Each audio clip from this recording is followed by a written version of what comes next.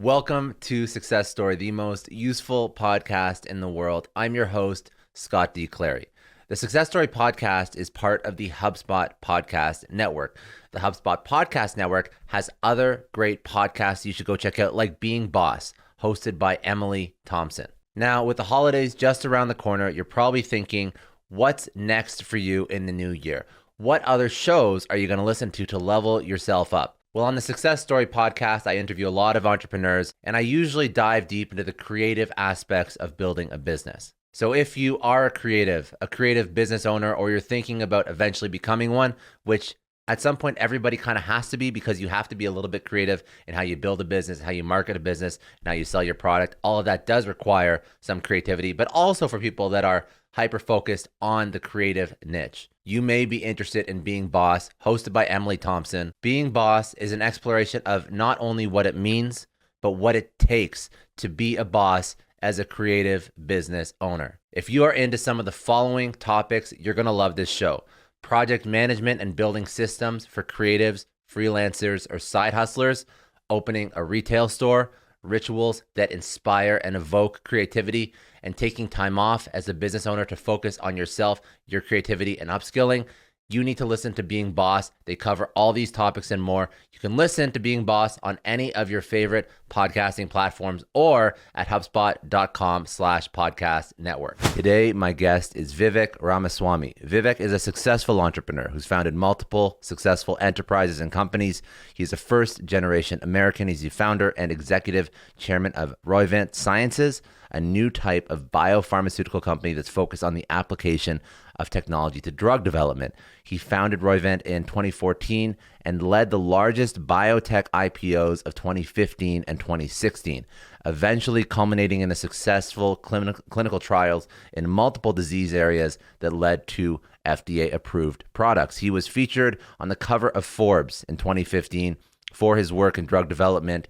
In 2020, he emerged as a prominent national commentator on stakeholder capitalism, free speech, and woke culture.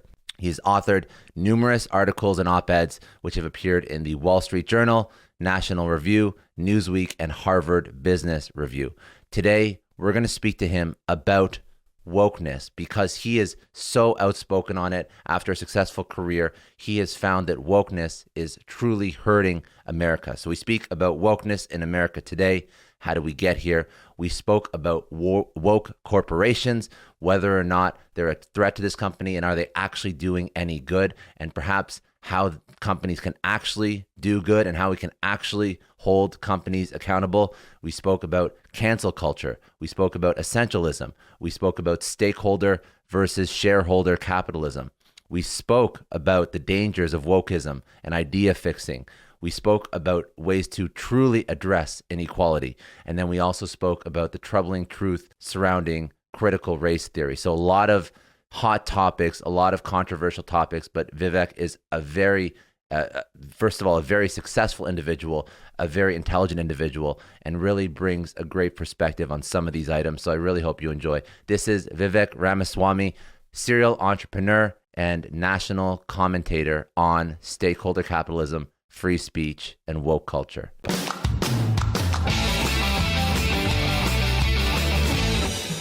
Yeah, absolutely. I mean, I was born and raised in Cincinnati, Ohio, and I don't live too far from there today in Columbus, where I'm talking to you from today. My parents were both immigrants. They came to this country in the late 70s in the case of my dad, and early 80s in the case of my mom, who joined him. And they didn't come here with much financially. They came here with an education, though, and I think that really helped them live the first arc of the American dream that allowed me to grow up in a stable family household, get a good education. And they taught us one thing when we were growing up. It was that education was the top priority, and no one can take something away from you once you've learned it. They can take something away that you have physically, but they can't take away something that you know. And I think that really created a good foundation for me to, go to public schools through 8th grade, went to a Jesuit private high school. I can tell you a small story later if you want about the reason why we made that switch. But Yeah. But in any case, I went to Harvard for college, studied molecular biology, thought I was going to be a scientist, ended up getting into the world of biotech investing instead. I did that for 7 years. I spent 3 of those years at the same time while keeping my job at Yale Law School, I had this itch at law and political philosophy that I'd never really fully scratched, being a scientifically trained person the whole way through. So that was a few productive years I spent from 2010 to 2013 in law school while keeping my job as a portfolio manager at the hedge fund where I was working. Met my wife. She was my next door neighbor. She was in med school at the time, so that was probably the most productive thing that came out of it. But after I came back to my job full time as an investor, I realized that my learning curve had flattened a little bit, and perhaps more importantly, there were some issues that I wanted to address in the inefficiencies of developing medicines in pharma that I couldn't do as a passive investor from the sidelines. And so I left my job as an investor. It was a comfortable position to be in, but I decided to leave it anyway in 2014 to start a new kind of company. You referenced it, Roivant, that was focused on shortening the time of developing medicines by cutting through a lot of the bureaucracy that big pharma had historically relied upon to develop medicines. Company has become, if I may say, still in our early days, but something of a success. I led the company as CEO for 7 years. It's a multi-billion-dollar enterprise today that's gotten drugs through development, a couple of which have made it through FDA approval. And, I'm proud of those accomplishments. But earlier this year, I turned my attention from working on biological cancer, shall we say, to working on what I view as a major cultural cancer that actually threatens the future of the United States, in my opinion, and really threatens to kill that dream, that American dream that I've had the privilege of living. And so I care about that dream. I care about preserving it. I think it means a lot to my kid and his generation.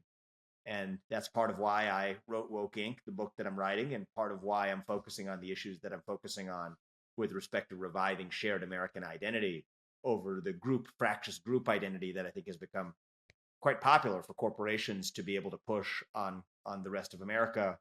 I think it helps corporations make an extra buck, but I think it leaves Americans worse off as citizens in the end. So probably more than you bargained for there in my introduction, but that's a bit of my story. No, it tees it up. It tees it up perfectly. I was reading the first chapter of your book, and some of the things that you're working on now and that you're passionate about now, these are things that you discovered way back when you were at working in a hedge fund. Sure.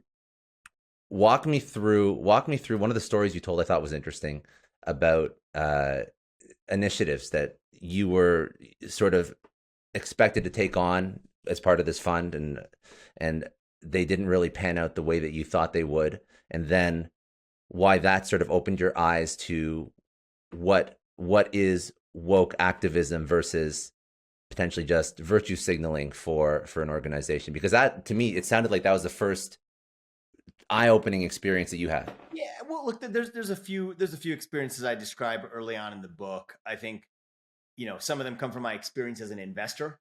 I started my job on the eve of the 2008 financial crisis. So I joined the hedge fund where I worked back in 2007. The 2008 financial crisis really shook the financial universe, and I was at the epicenter of it. And I think a lot of the birth of woke capitalism can trace its roots. The birth of certainly the modern aggressive form of woke capitalism can trace its roots to the post-2008 era. I did an internship at Goldman Sachs. I talk a little bit about that in the first chapter of the book. Yeah. Which I think was my first exposure to the hypocritical lack of self-reflection and the inauthenticity of this new brand of so-called stakeholder capitalism. That was an introduction I had dating back to 2006. And, at the end of the day, I've been educated at places like Harvard and Yale along the way. I graduated from Harvard in 2007, where I feel like I witnessed the birth of woke culture in the universities.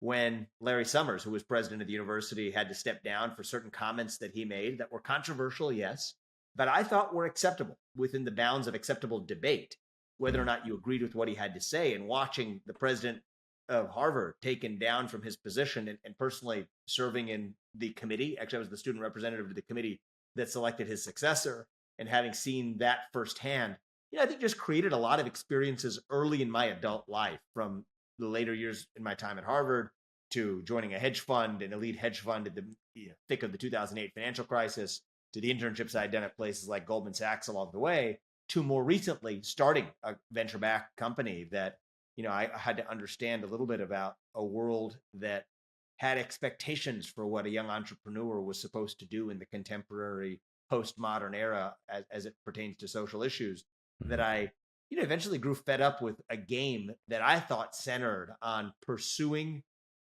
profit and power by pretending like you care about something other than the pursuit of profit and power. And it's a pretty good gig if you're somebody who's been in the shoes that I've been in.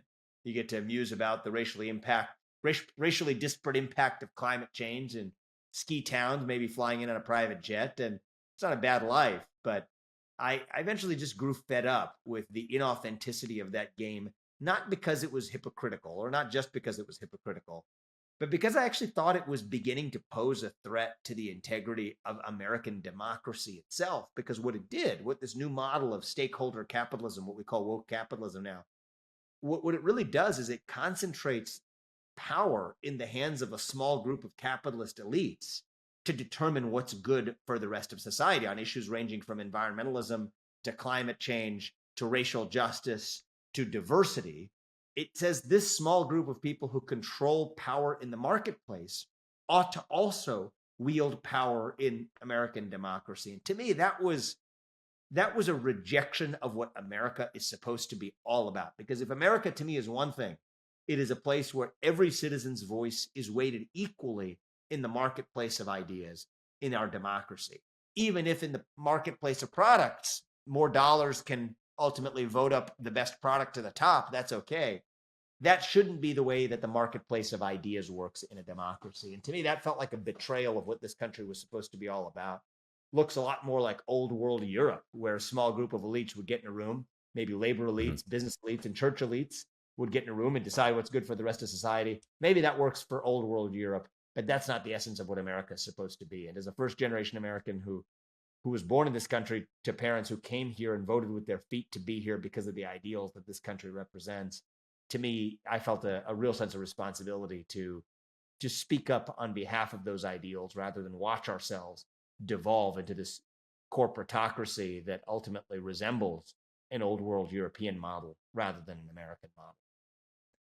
How did wokeness get to this point where it started with, in theory, a good, there was good thought behind why we should be Sure. woke, why we should be more accepting, why we should do all of these things to perhaps get rid of some latent ideologies that are not so great that we see in society. How has it gotten to the point where it's almost gone to the other end of the spectrum? And now what you're stating is that it's actually negatively impacting society to a point. Yeah, look, I think that when wokeness was born, it was about challenging the system, about standing up to the system. And agree or not, there's something about that I respect for somebody who has the courage to stand up to what the prevailing system is. Okay. But today, I think a couple decades later, wokeism is no longer about challenging the system. Wokeism has become the system. And I think that the untold story of how that took place actually traces back to the 2008 financial crisis, when corporations were the bad guys. The old left wanted to take money from the wealthy corporations and redistribute it to poor people. Agree or not, that's what the old left had to say. But there was the beginning of this new woke movement that began to say, actually, the real injustice in society wasn't poverty per se. It wasn't economic injustice per se. No, it was racial injustice and misogyny and bigotry. And after 08, that actually presented the opportunity of a generation for big business and for Wall Street, because they could go in one fell swoop from being by definition the bad guys in the eyes of the old left to being the good guys if they wielded their corporate power in the right way. And so they started adopting these woke values, applauding diversity and inclusion, putting token minorities and women on boards. And as I said earlier, musing about the racially disparate impact of climate change in fancy ski towns. And that actually worked out pretty well because corporations were happy to lend not just their money, but their legitimacy to this new woke movement. They were happy to use their market power to effectively propagate these woke values, but they didn't want to do it for free. They had a new expectation that this new left would look the other way when it came to leaving corporate power intact. They recognized that maybe they don't love corporate power, but at least they would leave them alone if they were using corporate power to advance the goals of the new progressive woke left. And that's how this arranged marriage came to be. And so to answer your question about how wokeness went from being about a fringe theory that challenged the system to becoming the dominant system, in my telling of it, certainly in the book, and I believe it to be true, it is when wokeness met capitalism that it truly became unstoppable, that it went from being about challenging the system to becoming the system. And if you trace back to the 2008 version of it or the post 2008 version of it, what I like to say is a bunch of big banks met a bunch of woke millennials. Together, they birthed woke capitalism, and they put Occupy Wall Street up for adoption. You bet many people don't. So let's take a second and thank the sponsor of today's episode, Truebill. So let me ask you a question. How often have you signed up for a free trial and then it converted into a paid subscription and you forgot to cancel it? Or how often have you just not been able to cancel something because the process to cancel that particular monthly service is just horrible and painful, and they make you jump through hoops? Truebill is solving this for you. Truebill is letting you fight back against scammy subscription services. Truebill is a new app that helps you identify and stop paying for subscriptions that you don't need, you don't want, or you simply forgot about. On average, people save roughly $720 per year with Truebill. And it's honestly because companies make subscriptions difficult to cancel. Truebill makes it incredibly simple. You just link your accounts to Truebill and they cancel everything unwanted with a single click. And if something doesn't cancel automatically, they actually have a concierge service that will follow up and cancel it for you so that you don't have to. Truebill has over 2 million active users and they saved people over $100 million.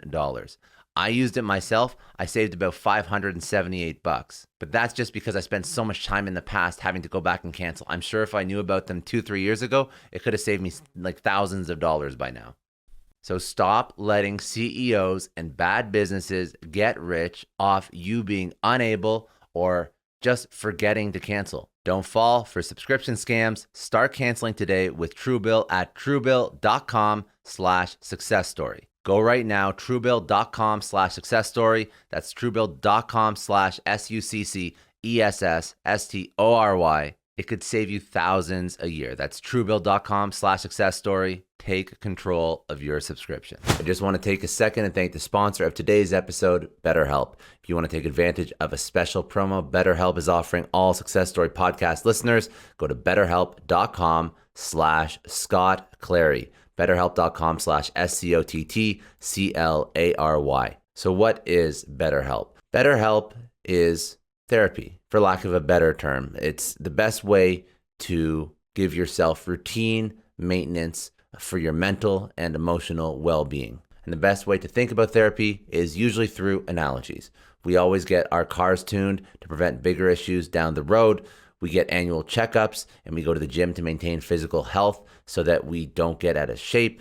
We want to prevent injury, we want to prevent disease. We do chores regularly so they don't all pile up and have a huge giant mess in your house by the end of the week. Going to therapy is like all of the above. It doesn't mean there's something wrong with you. It just means that you're investing in yourself and keeping your mind healthy. BetterHelp is customized online therapy from the comfort of your home. It offers video, phone, and even live chat sessions with your therapist. So you don't even have to see anyone on camera if you don't want to. You communicate the way you feel comfortable. It is so much more affordable than in-person therapy, and you can start speaking to somebody in under 48 hours. Take care of your mind before any more bad stuff happens. Success Story is sponsored by BetterHelp. You get 10% off if you use this specific URL to sign up for your first session. So go to betterhelp.com/Scott Clary, betterhelp.com/Scott Clary, and you will get 10% off BetterHelp. Remember what that was. That was what the old left represented. Wokeness represented a new vision that proved convenient for big business. And the funny thing about it is that, the woke left and big business, I don't think this is really an arranged marriage of love. It is an arranged marriage, but I don't think it's in a marriage of love. I think it's more like mutual prostitution, where each side has secret scorn for the other. And any marriage in which each side has a scorn for the other is not going to end well, but it's a marriage that's working right now, as long as each side gets something out of the trade. And Silicon Valley has now copied the same thing, saying they're going to censor content that the far woke left doesn't want to see online. But in return, they expect the new Democratic Party to look the other way when it comes to leaving their monopoly power intact. That's how this arranged marriage is working out right now really well for both sides. But the net child, the bastard child of that arranged marriage has been the rise of this new woke industrial complex that I think is far more powerful than either big business or big government alone. It's a hybrid, a combination of the two, because each is able to do what the other cannot. And I personally think that's actually the biggest threat to liberty today, not just big government per se, but the new birth of this new woke industrial leviathan. I want to highlight specific examples because people are listening to this like, oh yeah, well, it makes sense. But where can you point to where a company sort of virtue signaled just to placate, the masses? And one example you brought out was with David Solomon taking companies public that have a woman on their board of directors or whatnot, and that's a great thing. It sounds like, in theory, that's a great initiative. But you brought out a data point that was something along the lines of the fact that most of these organizations already had a woman on the board of directors, and it actually didn't really impact any organizations that were already IPOing. So Goldman Sachs made a declaration in 2020 that it would not, from the mountaintops of Davos, by the way. Davos tends to be a place where people go to make these proclamations, I've learned. So from Davos, he says that Goldman will not take a company public in the United States. By the way, they don't apply these standards in Asia. They just kind of look the other way over there. But in the United States, won't take a company public unless it has at least one diverse board member, where they didn't really say what counted as diverse, but then they kind of said, our focus is on women. Okay. Well, it turns out that in 2019, by the end of 2019, certainly, there wasn't a single one of the 500 companies in the S&P 500 that did not have a woman on their board, let alone one diverse board member. And so they ultimately managed to exhibit courage precisely when the thing they were doing lacked any modicum of courage at all. They were just conforming. What I like to say is that's just Goldman Sachs doing what Goldman Sachs does, earning another great risk-adjusted return, taking no downside risk, but getting all the PR benefit, taking an already popular social value and prominently emblazoning the Goldman Sachs logo on the very front of the social cause. But the list of examples just goes on and on. I mean, it's in some sense unfair to pick on Goldman Sachs because basically every major company in corporate America is doing the same thing. And if you're Coca-Cola, it's a lot easier to complain about voting laws in Georgia that make you sound more like a super PAC than a soft drink manufacturer, or have employee trainings on how to be less white. By the way, that's an actual LinkedIn learning module that they sent out to their employees until they were called out on it. It's a lot easier to do those things than to reckon with the impact of your own products on the nationwide epidemic of diabetes and obesity. By the way, in the very black community that they profess to care so much about, or if you're Nike, it's great to criticize slavery 250 years ago. It's a lot harder to give up your reliance on slavery in the present day through your supply chains reaching out in Asia. It's a lot easier to criticize the United States and take down the Betsy Ross flag sneaker that they wanted to release in 2019 because Colin Kaepernick thought it was indicia of racism, without saying a peep in China, where we see true human rights atrocities today. Over 1 million Uyghurs in concentration camps. Nike doesn't say a word. And in fact, John Donahoe, just in the last month, CEO of Nike, goes to China and says that we are a company of China and for China. That's his quote, not mine. This is actually how this game is played, is this two-faced behavior in the United States and abroad, supplicating to the CCP, lying prostrate like a lapdog, but that same lapdog bites the United States at every possible turn. And I think that hypocrisy reveals the essence of what's going on. They're doing whatever allows them to make the most money or aggregate the greatest power. In China, it's behaving one way by not criticizing injustice. And nowadays, in the woke moment in the United States, it's doing the exact opposite, finding injustices to criticize as a way of exhibiting moral superiority. Now, you make another statement that this is not just placating masses, but also detrimental to traditional American ideology. Potentially, you said, like, pursuing the American dream and having opportunities and all these things that are, they are so congruent with what Americans hold so true and dear to them. Now, how is this going to potentially negatively impact these traditional American ideologies? What's the bridge between them? I'll give you a simple low-hanging fruit, right? Because some people may disagree on the importance of certain American ideals over others. We can get into that. But I actually think that this new trend undermines American solidarity as we know it. Because in a divided body politic like ours, okay, in America, in a healthy democracy where people disagree and debate one another and have fierce disagreements in the sphere of politics, The thing that we need in order to bind ourselves together as one people is other spheres of our lives, apolitical spaces where we can all come together, irrespective of whether we're black or white, irrespective of whether we're Democrat or Republican. To me, the baseball stadiums of America are a perfect example of where people come together for their love of sport, for their love of watching sport. And you don't have to know whether the fan next to you supports your politics or not. You probably don't. And that's a beautiful thing about it. The private sector, running a biotech company, one of the beautiful things about it is that you come together because you care about developing medicines for patients who need them, not because you have one view or another on a particular political hot button issue of the day. And now with the spread of this woke capitalist brand, we lose those apolitical spaces. No one can go to a Major League Baseball game anymore without also implicitly endorsing the Major League Baseball's stand on moving its All-Star game from Atlanta to Colorado this year in a flagrant display of virtue signaling, without actually probably even having read the voting statute that they were protesting in Georgia, going to a state that actually doesn't have dramatically different voting laws in the first place, but did it just because it was an opportunity to signal virtue. Maybe that benefits the MLB in the short run. Maybe it doesn't. We can debate that. But it hangs America out to dry because it, again, eviscerates one more space that could have brought us together in a divided moment that we have now lost too.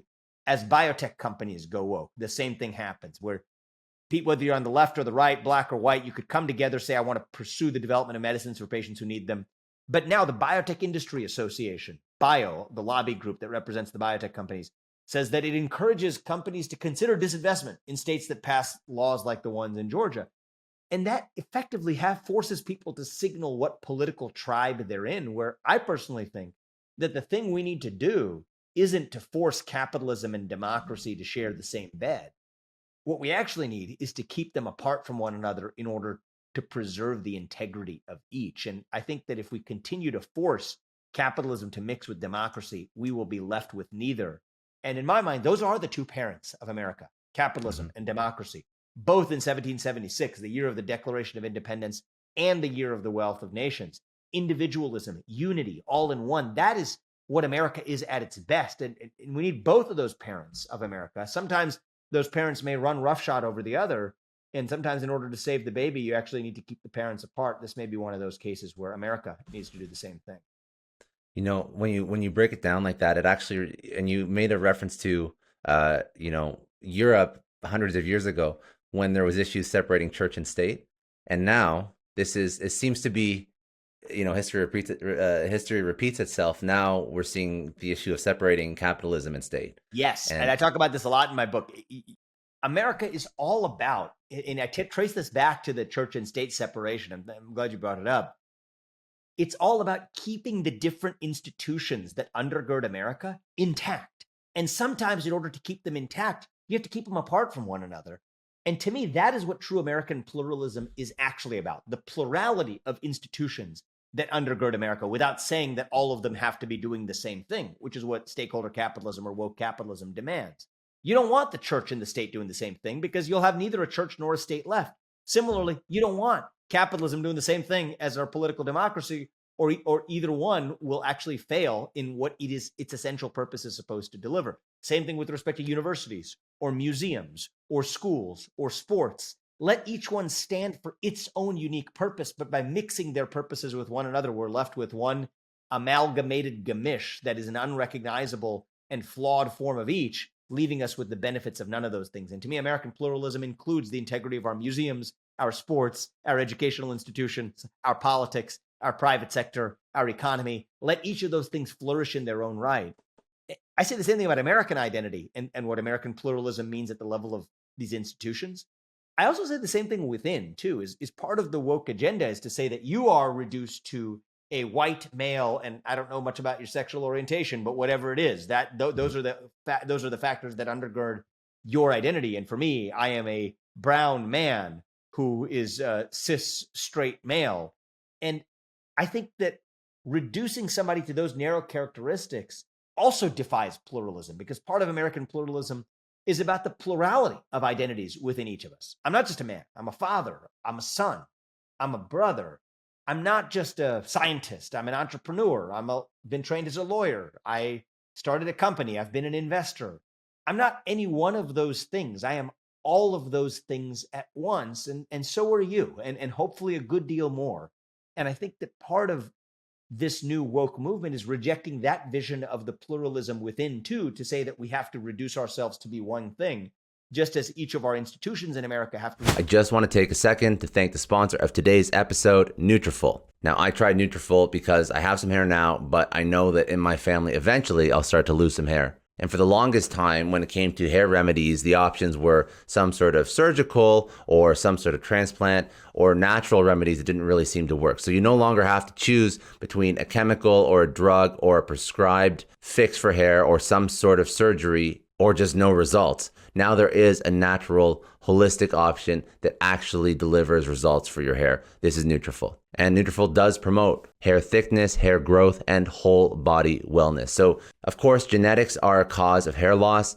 Nutrafol goes beyond that because there are actually 5 other causes for hair loss that go beyond genetics. So you have hormones, nutrition, metabolism, environmental factors, and stress.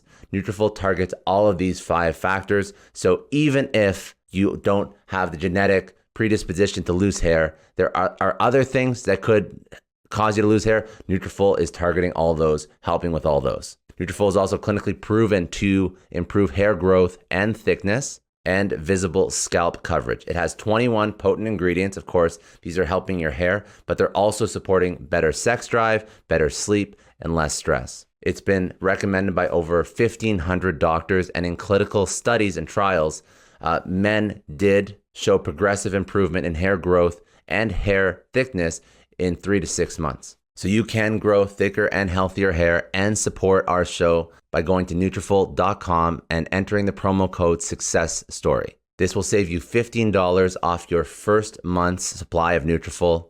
And this is the best offer anywhere. It's only available to U.S. customers for a limited time. Plus, there's also free shipping on every single order. So if you want to get $15 off, get $15 off now on your first order of Nutrafol at Nutrafol.com, spelled Nutrafol.com, promo code SUCCESSSTORY. I just want to take a second and thank the sponsor of today's episode, HubSpot.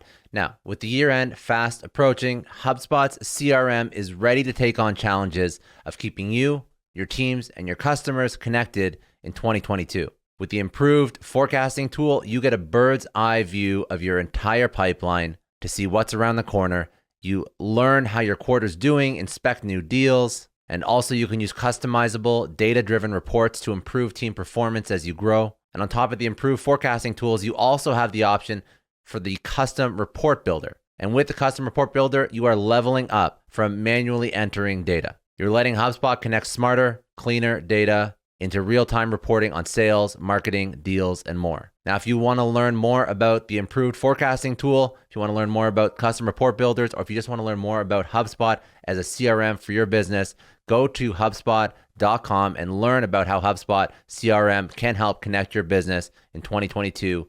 HubSpot.com. Reduce themselves to the same narrow social agenda-driven purpose, when in fact that belies the essence of, to me, of what pluralism is actually about in this country.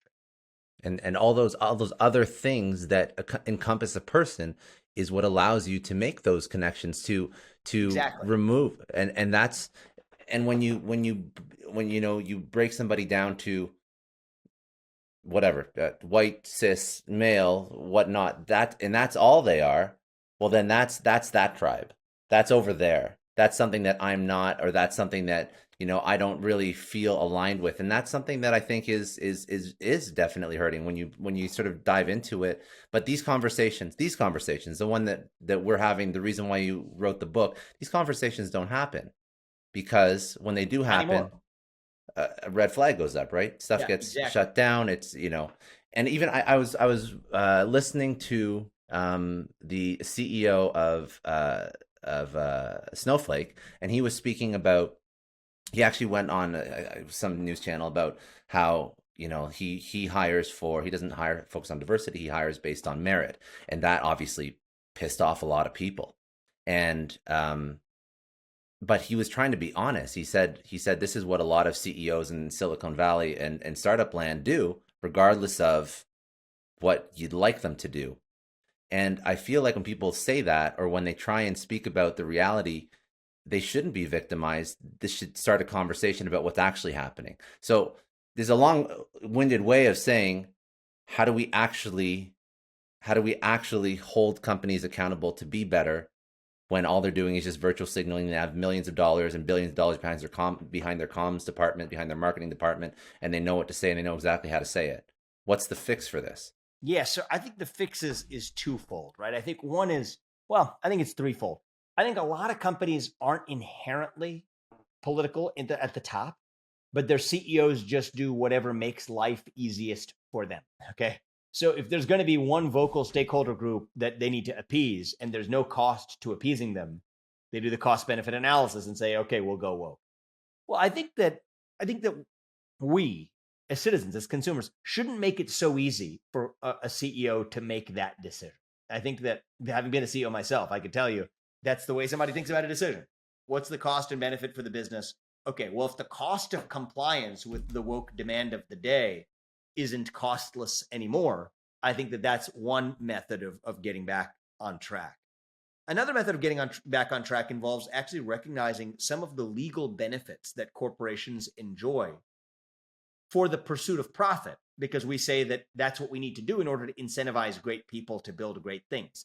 Things like limited liability for shareholders, things like the business judgment rule, which prevents an executive or a director from being sued for a business decision which goes badly in retrospect.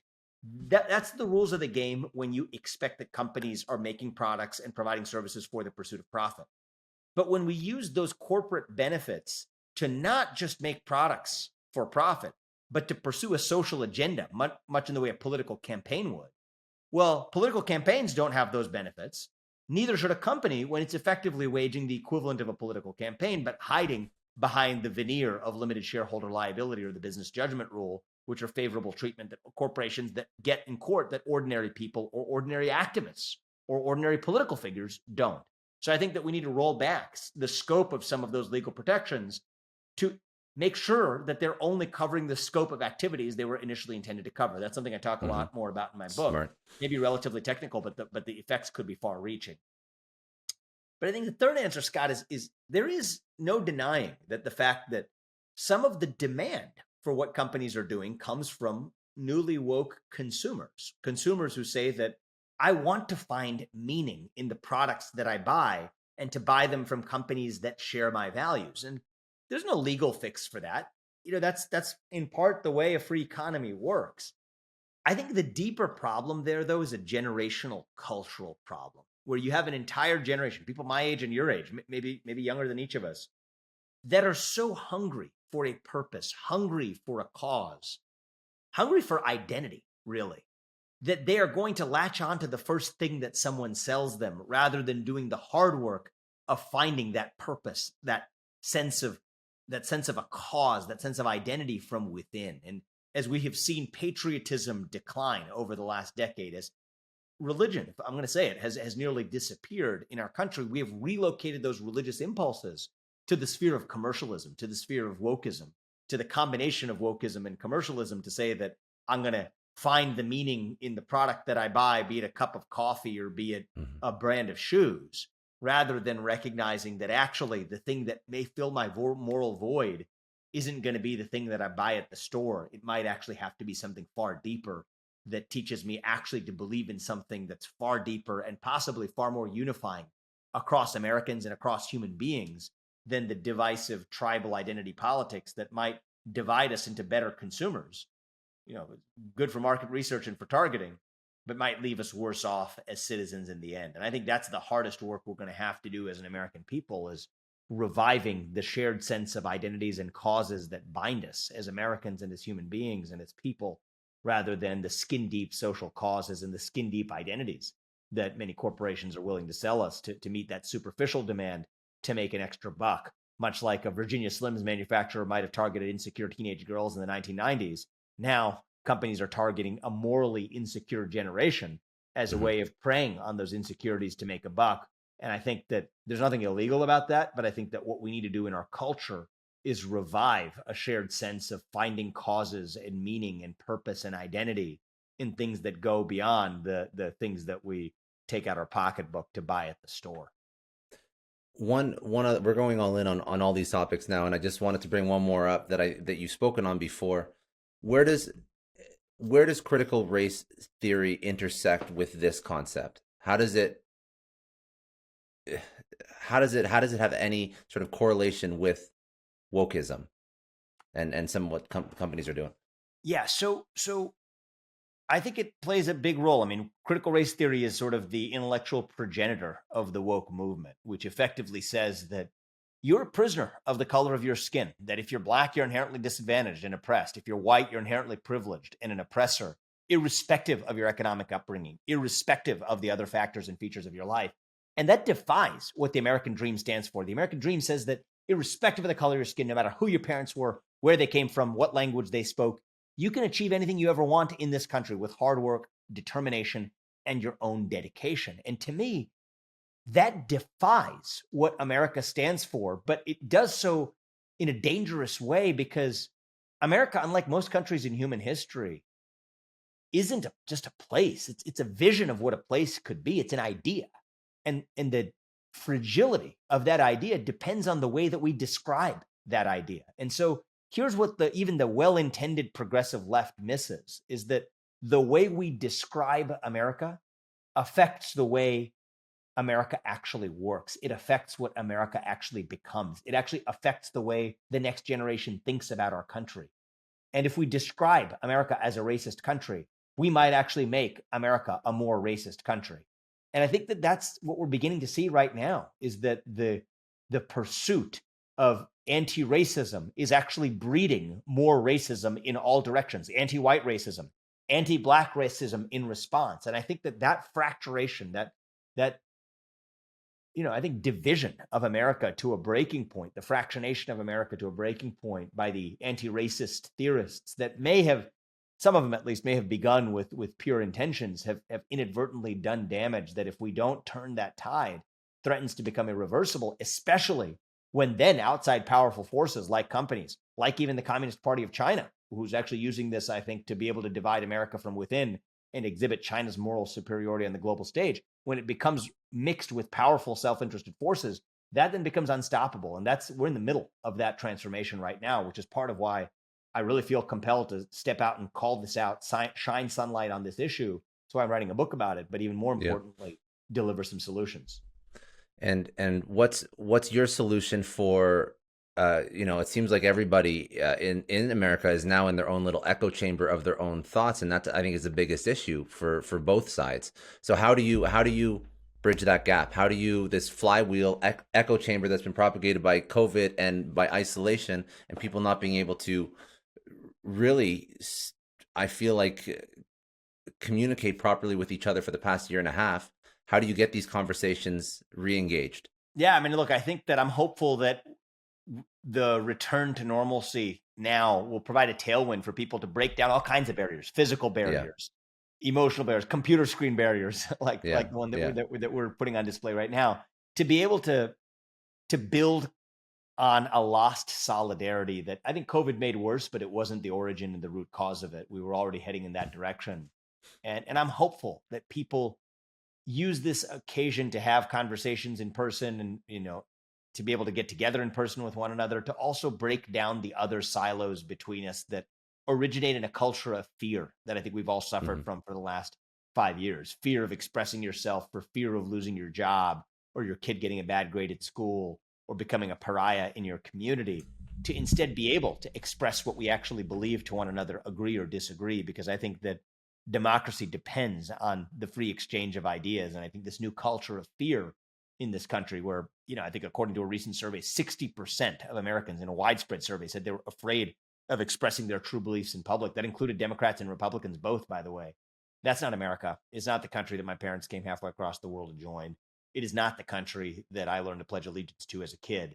And I think reviving that isn't going to come from some politician or from some electoral process. It's going to come from our culture. And so I'm hopeful that the return to normalcy, the eagerness that I see, the eagerness that I have, by the way, myself, but I see in others too, to begin to see people who we haven't seen in a long time and meet new ones in the flesh, in person. Hopefully it can be one of those things that provides a tailwind in a direction that I think we've actually experienced as a headwind for the last year in keeping people apart from one another. Very good. So closing thoughts on anything we didn't touch on in the book that you wanted to bring out, because I always do this, a couple rapid fire career questions just for people that want to learn from your Yeah, experience. let's do that. Let's wrap with those. Let's wrap with those. Okay, cool. Yeah. And then we'll get some links. We'll get all that in the show notes. People go check. Cool. What's the date when the book actually drops? So the book officially hits stores on August 17th. It's available for pre-order now, and so you can get the first full early chapter of the book, I think, if you pre-order it now. So. All right. Let's get into this. You people want to learn from you. Largest biotech IPO of 2015, 2016. Obviously, you've done a lot of impressive stuff over your career. So, career life lessons. Largest challenge over your entire career. What was it? How did you overcome it? Yeah. So, hardest challenge in my career, by and away, was the first major drug that we developed was a drug for Alzheimer's disease. Bit a graveyard for drug development in pharma, but that's actually part of what made it all the more important to pursue as a new area for drug development. Developed the drug all the way through phase 3 and turned over the cards, and it was a failure. It was probably the first major failure I'd encountered in my life, and it was a big one. It wasn't a small one. And for me, that was devastating for a period of time, for sure. It was something that I knew for sure that there was risk a lot at every step of the way. Of course there is. It's a drug for Alzheimer's disease, but it felt like I was within striking distance of really changing medical history for the better, doing something for my company that would have permanently created a behemoth that, eventually we did get drugs to patients, but it was years later before we did. Mm-hmm. It was pretty devastating for me. And, I think I learned, I relied on, I think, lessons that I had learned a long time ago from my parents, from the conditions in which I had grown up, that at the end of the day, hardship really isn't the same thing as victimhood. And, hardship's something you encounter. Victimhood's a choice. And the question for you is whether hardship is the kind of thing that you're strengthened by, or whether it's the kind of thing that breaks you. And, for me, that was probably the closest I got to it breaking me. But at the end of the day, I was able to harness strength from it, both personally and as an organization and the people I worked with. And I think today, it's been a long time after, and it took a while for me to be able to say this, but I think today I can say that it was something that strengthened me and gave me fortitude that I wouldn't have had if I hadn't been through that experience. But that's the lesson of how I overcame it. I'd be remiss if I didn't also say something that I wish I had done a better job of along the way. And that's this. I think that, when you encounter hardship, I think you don't have to deal with it on your own. And as the founder and the CEO of the company, I felt like it rested on my shoulders to not only strengthen and fortify myself, but to fortify the company too. And I think that one of the things that I might have done better is actually rely on the people around me. I think they were ready to be there for me, and we were ready to be there for one another. And I think we might have bounced back even faster if I was willing to rely on the people around me more than I did. And I was operating under the illusion that I had to lead them and didn't really, couldn't show my own weakness in terms of how vulnerable I felt on the back of that failure. And if I were to do it again, I think I might lean on the people more around me, and that'd be the advice I'd be given to someone else when they encounter hardship too, is don't make yourself a victim. Victimhood's a choice. Learn from hardship and be hardened by it and be strengthened by it. But that doesn't mean you have to do it on your own. You can rely on the people around you too, and those two things can go together. Good advice. One person that had a major impact on your life, who was it, and what did they teach you? So many people have impacted my life in a lot of ways. But one who maybe I'll call out right now is my dad, who reflected his ability to succeed in his own right in a way that he didn't have to have anyone else recognize in order to achieve his own definition of success. And so, he worked over a career at GE. He worked under Jack Welch's tenure, which was difficult for if you work in the Evendale, Ohio plant of GE, where there was tenure of ruthless layoffs that threatened his job security. He chose to go to night classes. Went to law school. Did something that I did as well. Went to law school at the same time as having a day job, but it was under very different and much more challenging circumstances with two kids job security on the line. I would often have to go with him to his night classes because my mom had to take care of my brother. And that was actually my first introduction to law. And when I got interested in politics, I would say, is tracing those car rides that I would have from my dad on the way back from night class to home and talking about some opinion that Antonin Scalia had written or whatnot. That was probably made me the only sixth grader who had heard of Antonin Scalia, but it was my introduction to into the world of legal politics. But putting that to one side, my dad, he didn't succeed in a way that would make the cover of a magazine or be highlighted on television as an American success story. He retired after a perfectly proud career at GE, but for him, the full complement of his life was raising a family and bringing up two kids who were able to get an education and build a life for themselves, to be able to do it on his own terms in ways that weren't designed to impress anyone else along the way. He had a humility about it, but it wasn't a false humility. It was a humility that originated in the fact that he thought there were certain things that were important that he wanted to do. And it wasn't to impress anybody else or to show up on a magazine cover in his case, that I take a lot of inspiration from, because there's a lot of freedom that comes from being liberated from someone else's expectations for you. And my dad definitely doesn't live by anyone else's expectations. And I think that's something that gives me inspiration to this day. What would be a book or podcast that you'd recommend people go check out? It's a good podcast called Presidential, put out by the Washington Post, that goes through every one of the presidents in U.S. history. I'm kind of in the middle of it right now. It's probably why it came to mind. But it was my way of actually, we're debating what history we should be teaching our kids, critical race theory or not, but not talking enough about actually what our actual history was. And so, I've studied U.S. history in high school and in college, but it made me want to go back and learn some of the untold lessons of American history. And I've definitely learned a few that caused me to view our own history of how we got to where we are a little differently. So check it out. Good. And you did touch on this, but if you want to add anything, I always ask a lesson you tell your 20-year-old self, your younger self. Oh, okay. Yeah, it's kind of what I said earlier. You don't have to do it alone.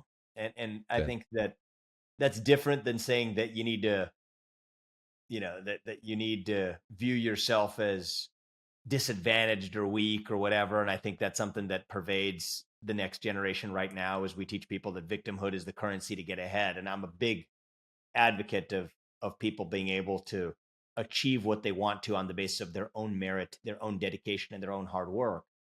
But that doesn't mean that you have to do it alone too. And I think those two things go together. That'd be my best advice for somebody who's 20 years old today. What does success mean to you? Having fun and being happy doing something that matters. That's success. I love it. Okay. Most importantly, where do people connect with you? Social, website, all that. Yeah. There's, I recently put up a website ahead of launching the book, VivekRamaswamy.com. Find me there. I recently engaged on social media too, Twitter, Facebook. I'm on all of the places as well. So find me on Twitter, Vivek G. Ramaswamy. Find me on Facebook. You can find my website, VivekRamaswamy.com, and stay in touch. All right. Awesome, man. That was perfect. That's all I got. That's awesome. all I got. Thanks for having me. That was awesome. Thanks for being on. I really I'll appreciate send you all the clips. That's fun. Let me know when it goes up. Shoot me an email and we'll go from there.